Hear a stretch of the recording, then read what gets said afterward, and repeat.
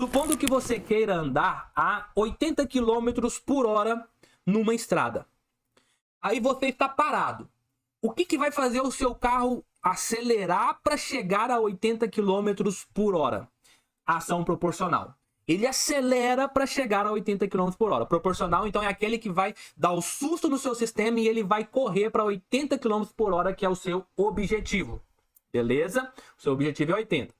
Só que ele vai ficar ali, ó. Nunca vai ficar em 80. Ou vai ficar acima de 80 ou abaixo de 80. Vai ficar aquela bagunça. O que vai fazer o seu sistema, preste atenção, ficar preciso, 80 km por hora? Ação integral. Então, proporcional, ele vai te arrancar. Ele vai fazer com que seu sistema avance, beleza? Para chegar a 80, só que ele não é preciso. O integral vai tornar o seu sistema preciso, porque quando ele estiver chegando ali em 80, ele vai começar a desacelerar. Se ele vê que está caindo, ele começa a acelerar de novo. Então, isso torna o seu sistema preciso. Mas ao longo da estrada, como você pode ver aqui, ó, ao longo da estrada, deixa eu ver se eu dou um zoom aqui, que até melhora aqui essa parte aqui, ó. Ao longo da estrada pode ter buracos, não é sempre plano a estrada, às vezes eu tenho uma subida. E essa subida é perturbação do seu sistema. Subida, buraco, alguma coisa aleatória são perturbações do seu sistema. E você precisa, às vezes, corrigir rápido. Aí você utiliza o derivativo. Beleza? Então, isso é dessa forma que funciona um controlador PID, como se fosse eu estou contando uma história. Mas se entendeu o que é um controlador PID, o conceito, eu ainda não acabei a parte teórica ainda, vou mostrar a parte matemática rapidinha para vocês, antes de fazer a aula prática lá no Tia Portal e no Factor.io. Se você entendeu, eu falo, entendi PID. Aí agora entra. Quando nós estamos falando de controladores PID, nós estamos falando de um sistema preciso, certo? Se você tem ali no seu sistema de temperaturas, você quer manter a temperatura da fornalha da caldeira a 400 graus Celsius, você quer manter realmente a 400 graus Celsius. A temperatura de um processo industrial a 400 graus Celsius, você realmente tem que manter essa temperatura a 400 graus Celsius, beleza?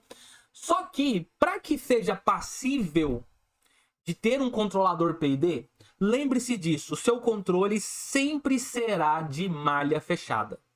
O que é uma malha fechada?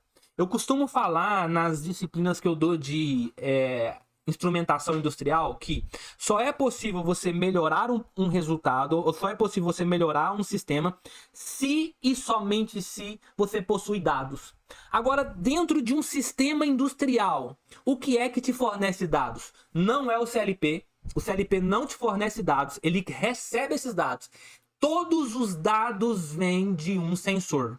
Então, para que haja um controlador PID, para que haja um controle preciso, você precisa de um sensor. Não tem como ter um controle preciso sem sensores. Então, quer controlar a temperatura? Coloca um PT100 lá, velho. Recebe os dados dos transdutores desse PT100 e a partir disso utiliza aqueles valores para controlar. Quer monitorar nível? Coloca lá um sensor de nível, seja capacitivo, seja magnético, seja ultrassônico, não importa, tem que ter o sensor. Quer controlar vazão? Coloca um medidor de vazão. Quer controlar pressão? Tem que ter os medidores de pressão, porque é a leitura atual, é a leitura atual menos o seu set point, ou mais o seu set point, que vai te dar o erro, e é a partir desse erro que o controlador PID atua. Entendeu? Então, qualquer controle PID tem que ser um controle de malha fechada. E quando...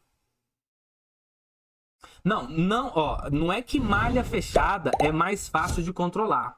Só é possível controlar se a malha estiver fechada. Não tem jeito de controlar de outra forma. Entendeu? Não tem como controlar de outro jeito.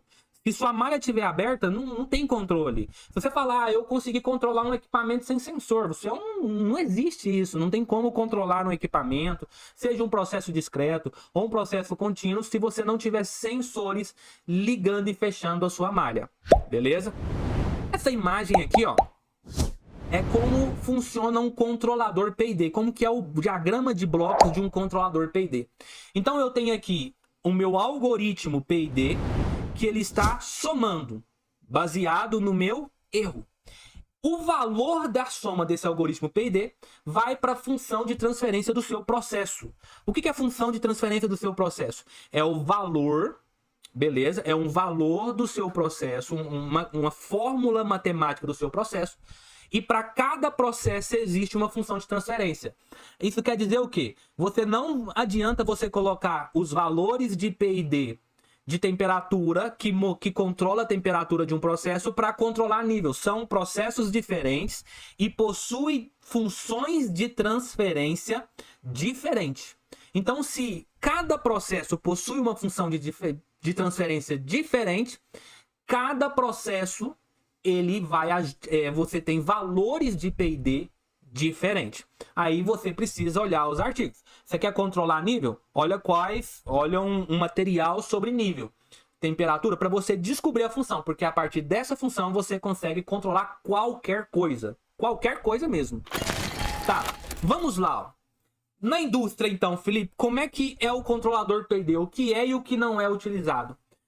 Controlador proporcional. Eu coloquei que é às vezes utilizado, mas não, ele não é utilizado. Beleza? Controlador proporcional integral. É muito utilizado. Muito utilizado. Muito utilizado. Controlador P&D. Ele é às vezes utilizado. Mas por que ele é às vezes utilizado se ele é o melhor? Teoricamente ele é o melhor. Ele age em cima de uma perturbação rápida. Porque as pessoas não sabem encontrar o derivativo.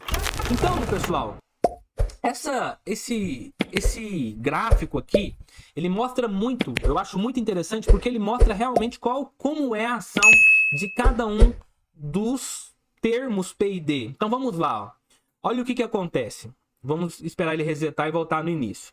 Ó, esse é o meu set point da linha vermelha. Apliquei o proporcional. Ele chega lá, só que ele ultrapassa e ele fica oscilando, nunca chega no set point. Apliquei o integral, ele vai oscilar ao redor do seu set point até chegar no seu set point verdadeiro. O P&D, ele é uma ação rápida, porém com muito ruído.